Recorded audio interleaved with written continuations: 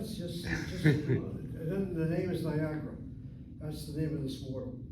When I was a kid, Niagara was the Niagara Falls, and that's where you went if you thought you were a woman, a swim in the water, go to Niagara, see if you can swim the falls there instead of.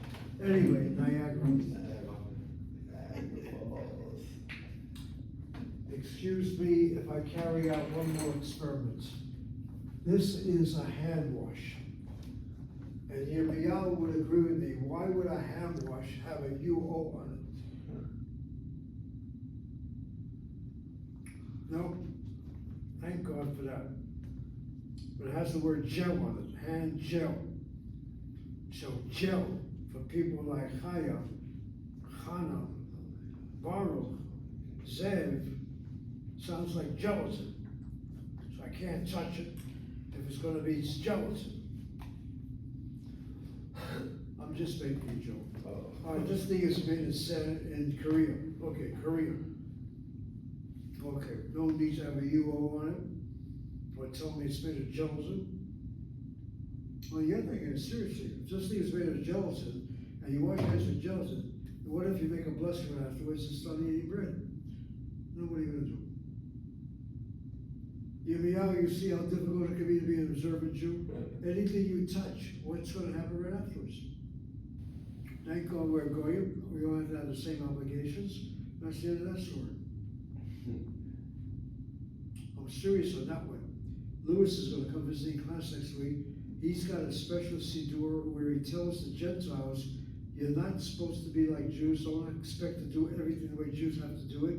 We are a little more liberated from that. And that's a good example of this. I never thought of it. What if this was gelatin? I wash my hands with it to clean myself.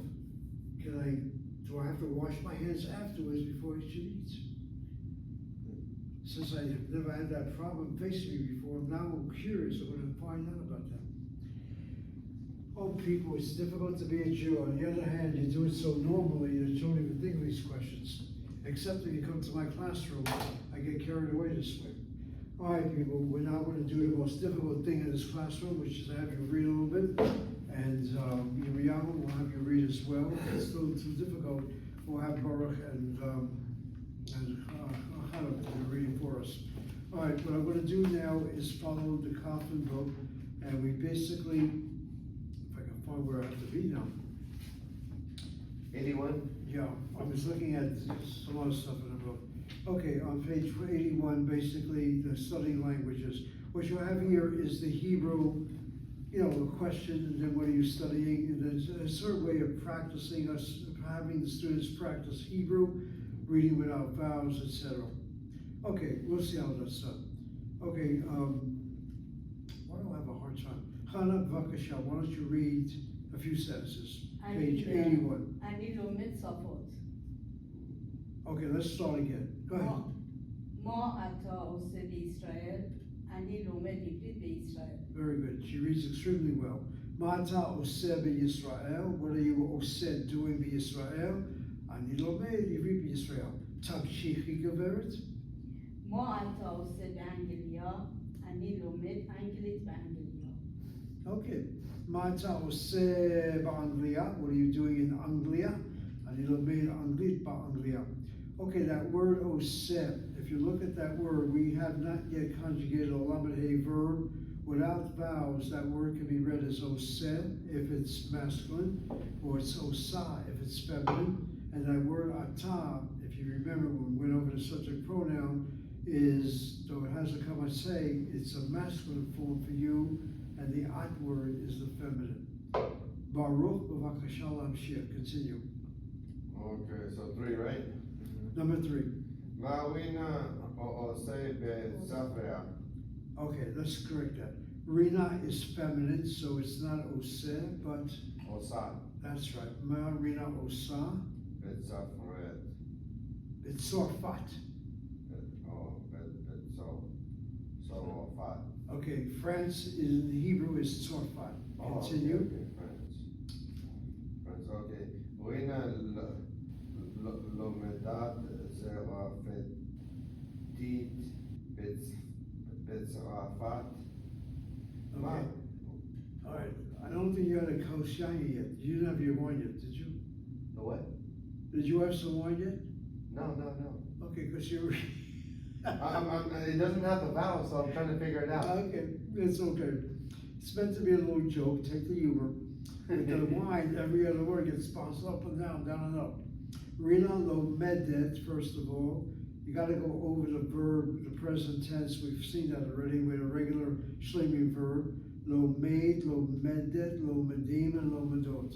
Rina lo medet sorfatit. Okay, the vocalization of languages is found on top of that page 81. Lo medet sorfatit bit sorfat. Take one more, Baruch.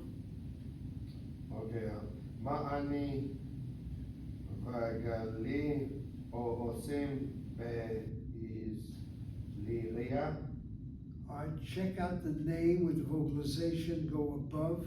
Oh, okay, let me, okay. See if you see the vowels there. You see it? Okay, so that would be Italia. That's it. Italia. Okay, yeah, let's, 1 minute, let's slow it down.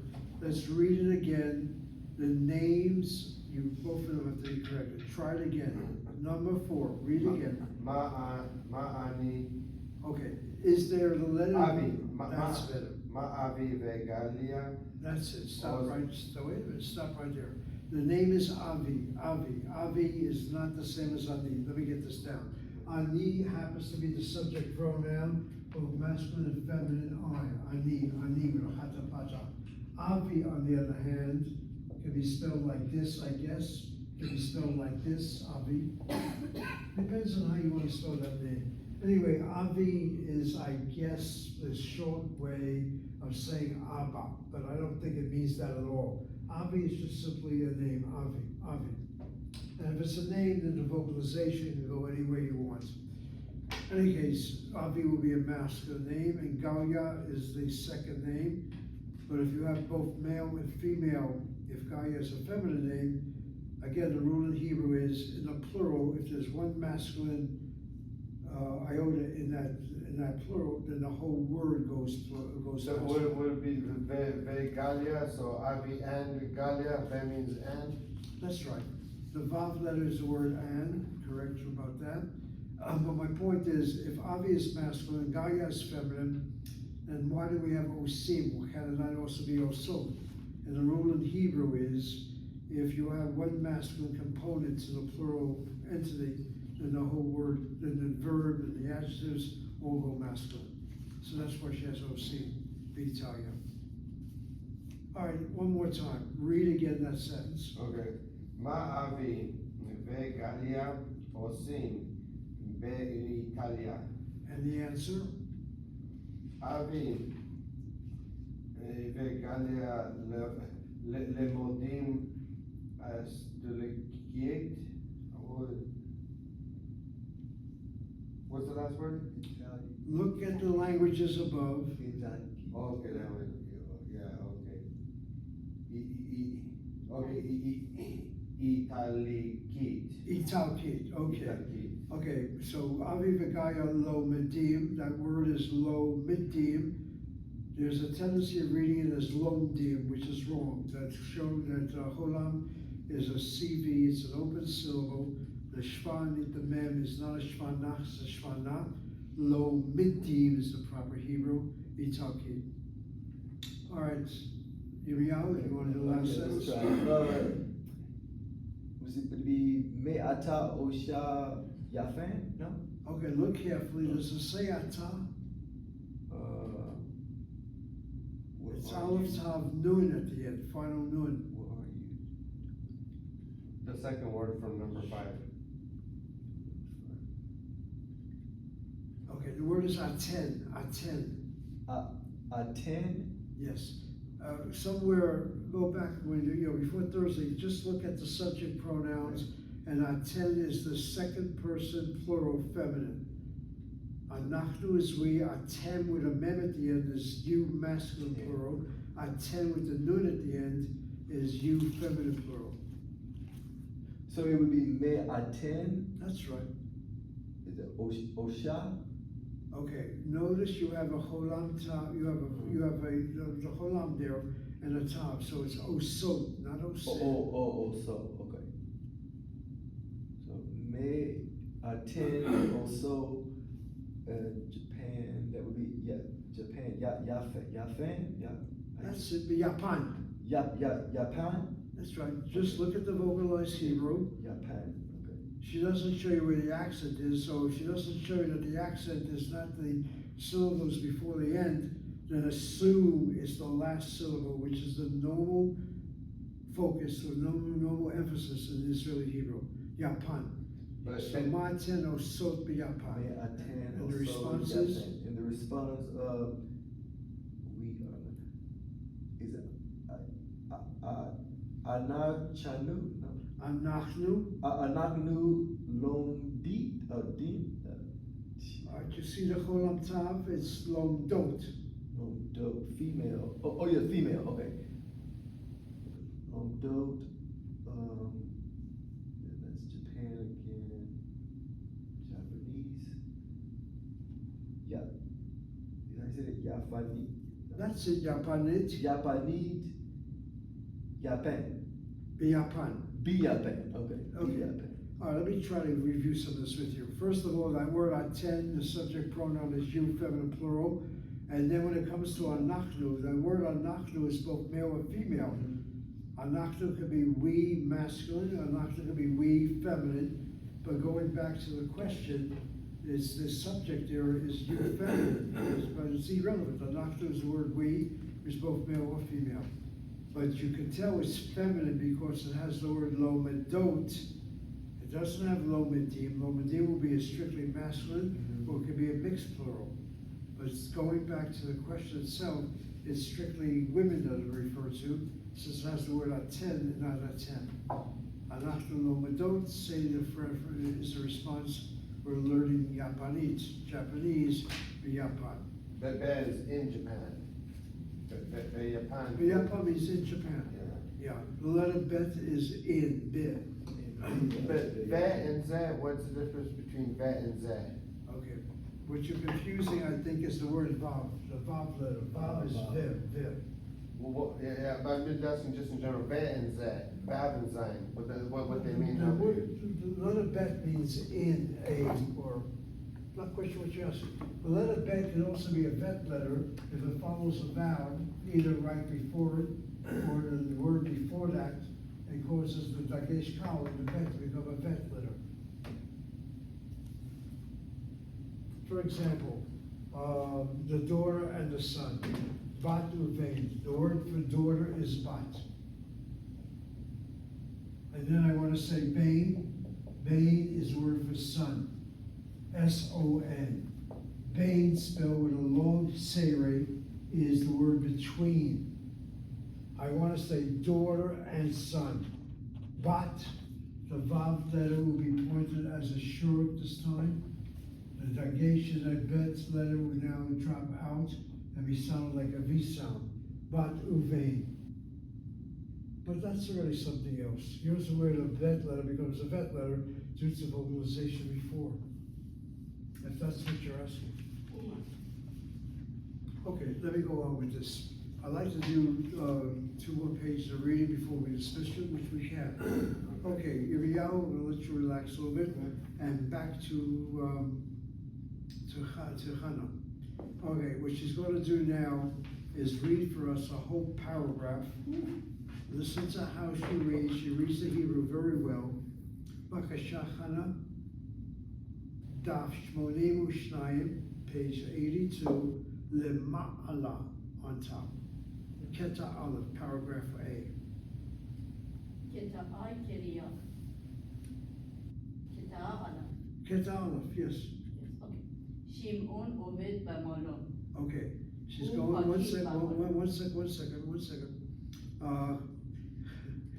Hannah has a tendency of reading very well, she reads, but because she reads very well, she reads like an Israeli, very fast in a way.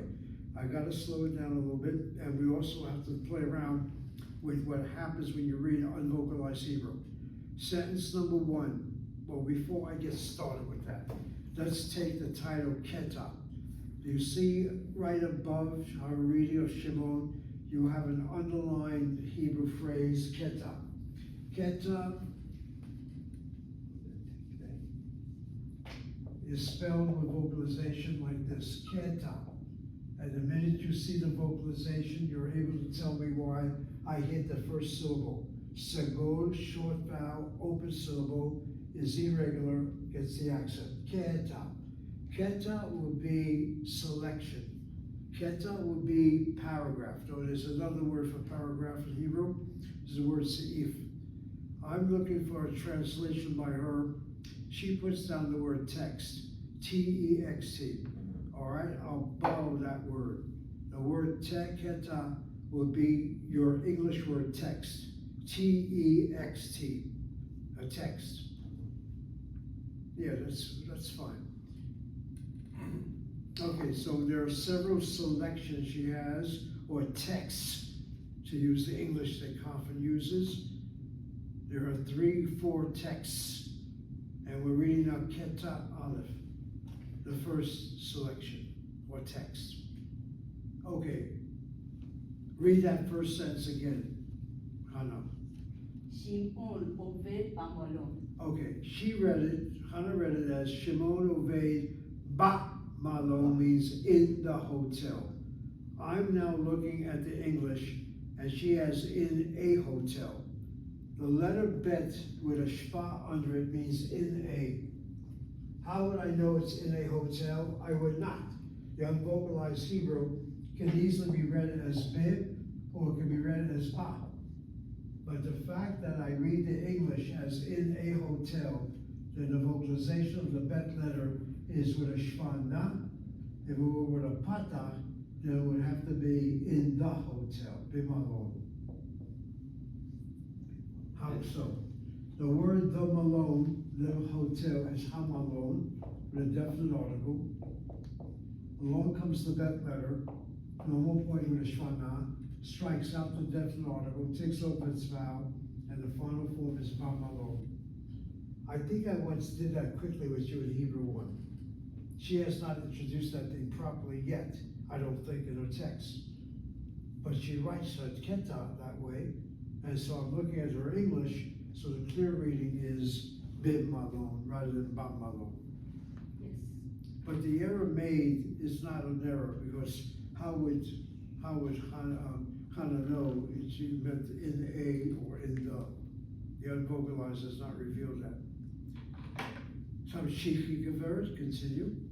הוא פקיד במלון. All right, this time she reads, aha, aha, aha. Edna Coffin has a sense of humor, and maybe it's because it's a woman who's reading. Look at the Hebrew. Shimon Oved bin malon? No, it's ba malon. Second sentence. Hupakid bin malon? No, it's ba malon. What are you talking about? It's the same spelling. Yeah. It's the English. Shimon works in a hotel, and the next sentence, he is a clerk at the hotel. Who would know that, for goodness sakes? Same spelling? Does Edna Coffin tell us to look at the English? No. Even if you did, would you make that distinction that easily? Except you have a screaming Ze'ev wolf in his classroom who's calling that to your attention. So the second sentence is at the hotel. So Ba'erev, let me make sure I got that right. He's a clerk. Yeah. Hupakid at the hotel, Bamalo. In the first sentence, he works in a hotel, Shimon Oved bin malon. Second sentence, Hupakid, Bamalo. Before you read the third sentence, read the English in the hotel, and now you know how to read the Hebrew. Go ahead. במלון יש הרבה אורחים. That's right.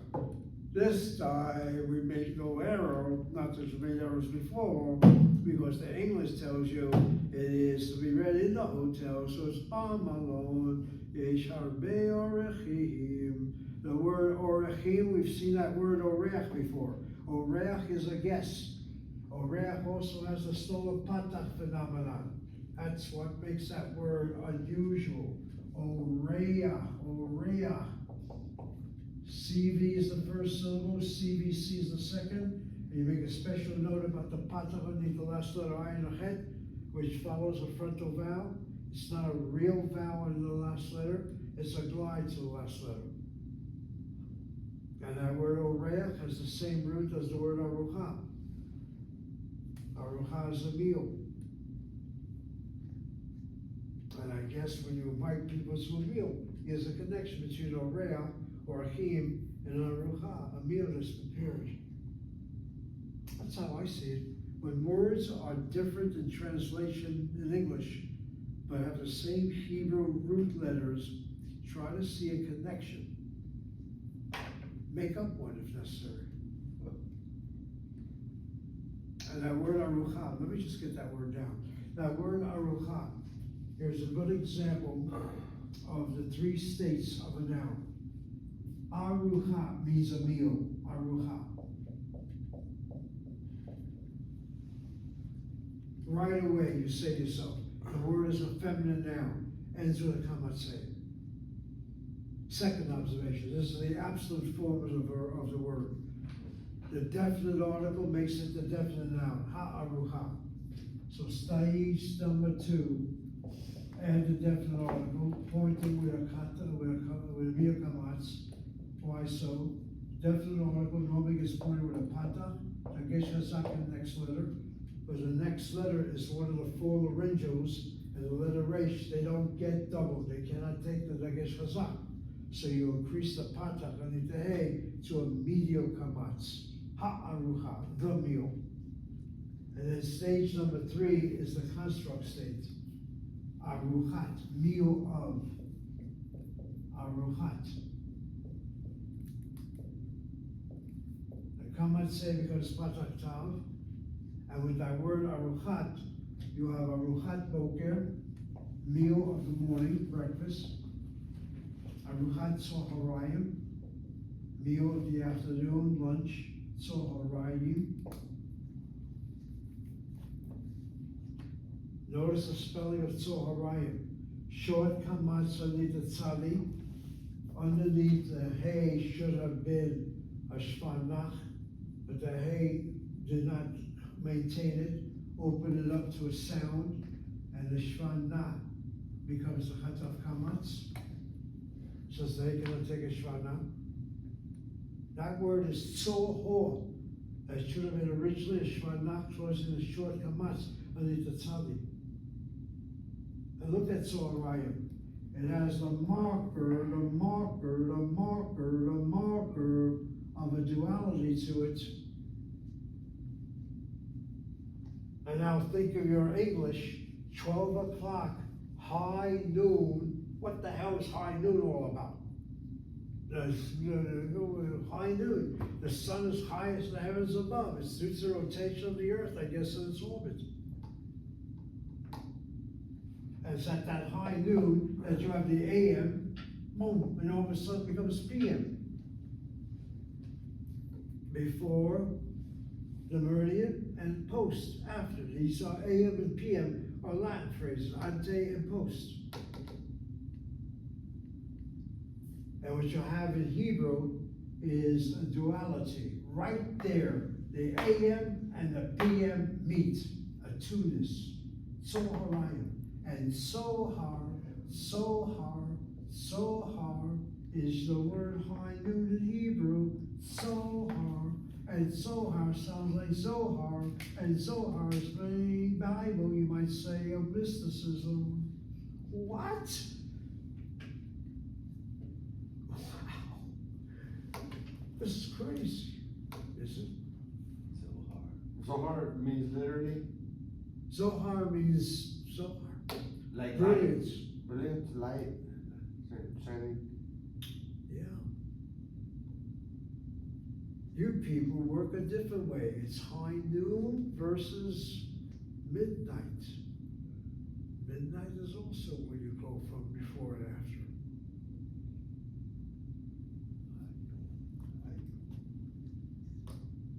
What I want you to do, but don't do, it, you'll go blind. At high noon, look at the sun. You'll see little waves working. I'm seeing it right now. And I'm not even outside. Oh, people, what nature can do to your heads. Aruchat HaTzoharayim is lunch. And what you don't know, The most significant meal in Israel is not breakfast nor evening meal, supper. It's lunch. That's when you serve the meat meal, the chicken meal. At night, it's just a little light. That is why in Israel, you take a siesta, whatever you want to call it, for a couple of hours at lunchtime.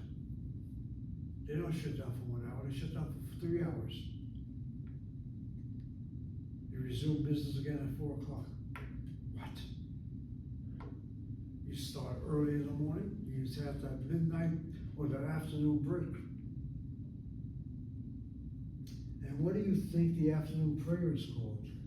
The mincha. And the root of the word mincha is nach, to rest. The shortest prayer of the 3 prayers of the day is the mincha. Why so, says Chaya? Or Hannah, sorry. You're tired, don't you understand? There's a big meal you're about to eat or have eaten. The mincha is 1, 2, 3, take a nap, my husband.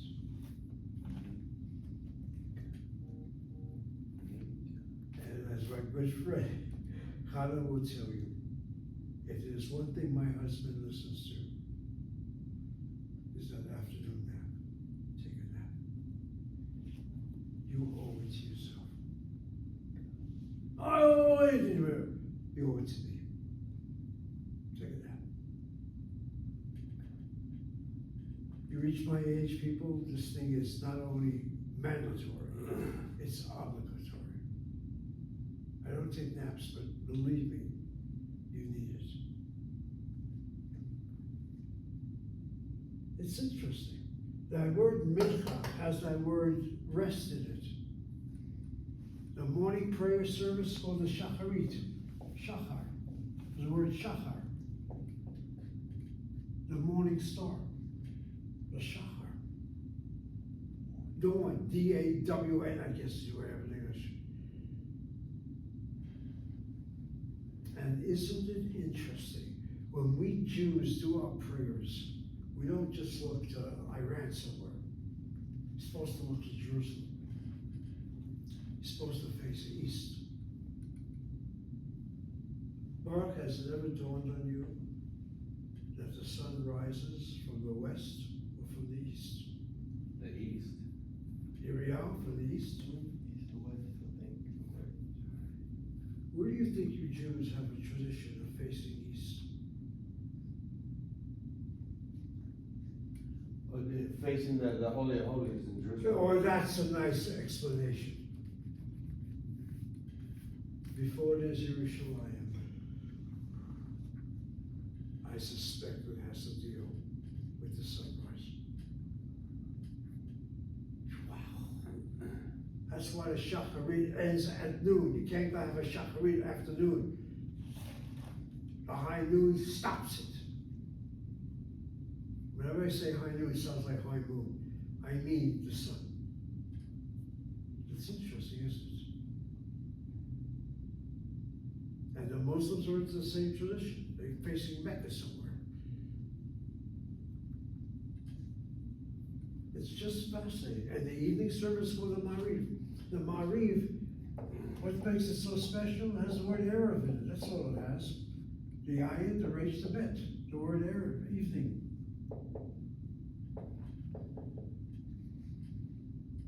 That's evening service. I find this stuff interesting.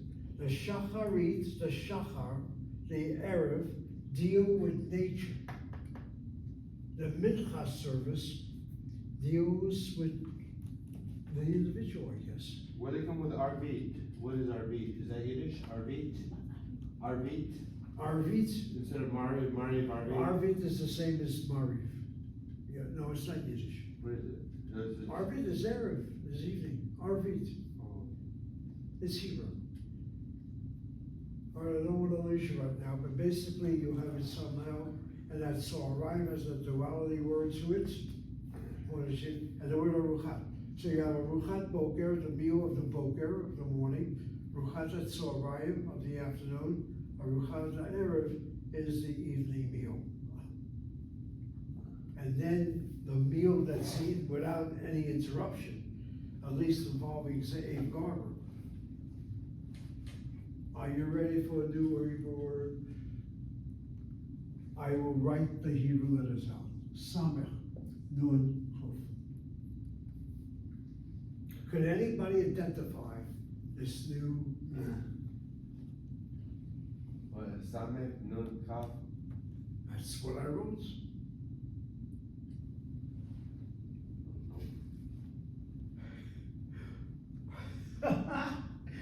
Shva, under the Samech. Kamatz, under the Nun.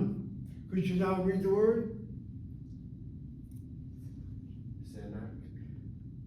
Senak. Oh, forgot. Snack. Snack. Oh, like a snack.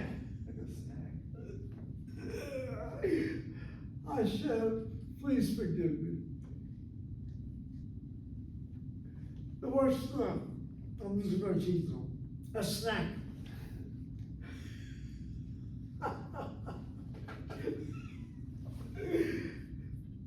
Yirmiyahu, this is the word you're gonna learn. A snack. This is with all the other meals, this is a meal, the snack. It looks very evil. Believe me, it's not evil.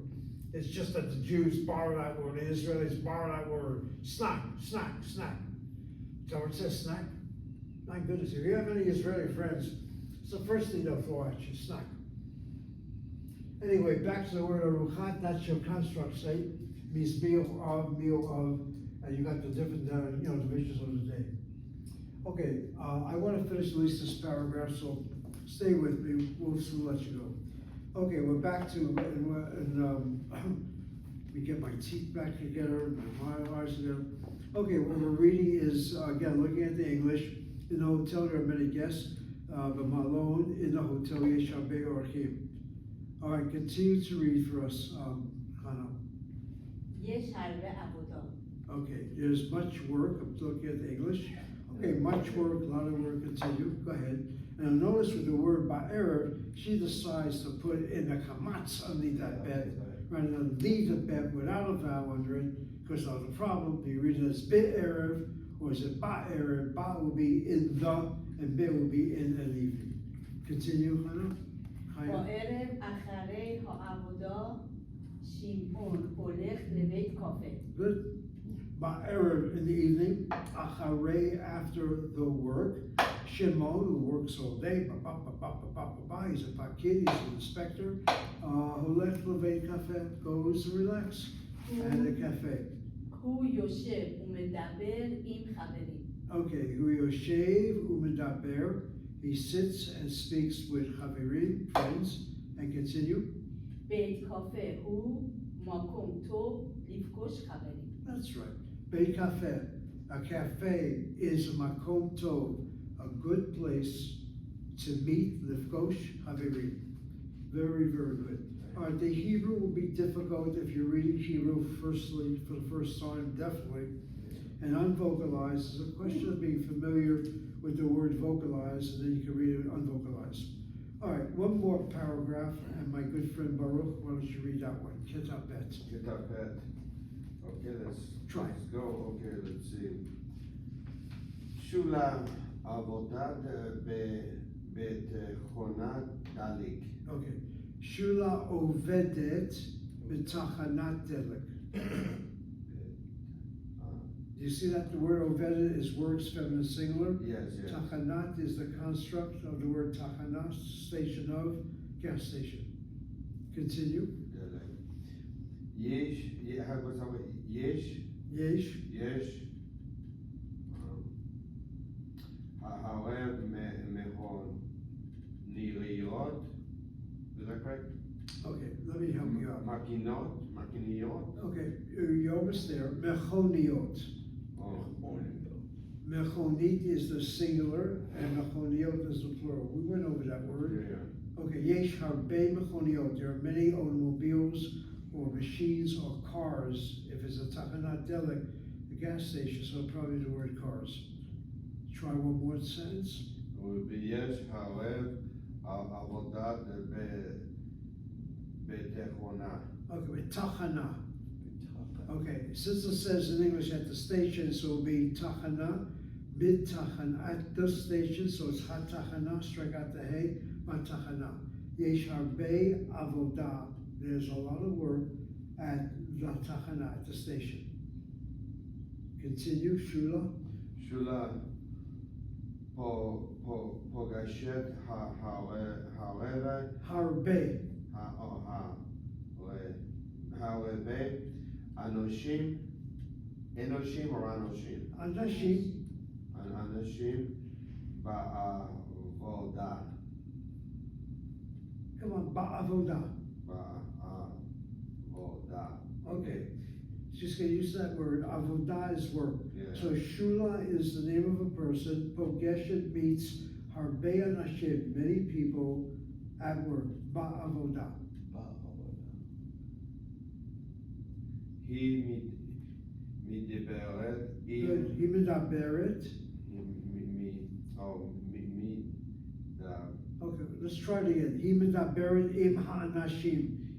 היא מדברת עם הנשים. Okay, stop it right there. She speaks with the people. He medaberet im ha'anashim. One more sentence. Ba'avodah. בעבודה היא לומדות, Lomedet. אוקיי, לומדת על מכוניות ועל אנשים. Okay. Ba'avodah, at work, he lomedet, the accent is on the second syllable, the sego underneath the mem, not lomedet, but lomedet. At work, she studies, he lomedet out on the cars, mechoniot, ve'al nashim. Or she translates, learns about cars, about people. All right, let me read that paragraph again. Shula ovedet betachanat delek. יש הרבה מכוניות בתחנה. יש הרבה עבודה בתחנה. שולה פוגשת הרבה אנשים בעבודה. היא מדברת עם האנשים. בעבודה היא לומדת על מכוניות ועל אנשים. All right, people, we're getting there slowly, but every word gets broken down and you're learning. All right, on Thursday we will continue, and if it's possible, bring in Samuel, the book of Samuel, chapter 15 in Hebrew. I want to show you some Hebrew there. And also the Torah, I should say. It might be too much for you to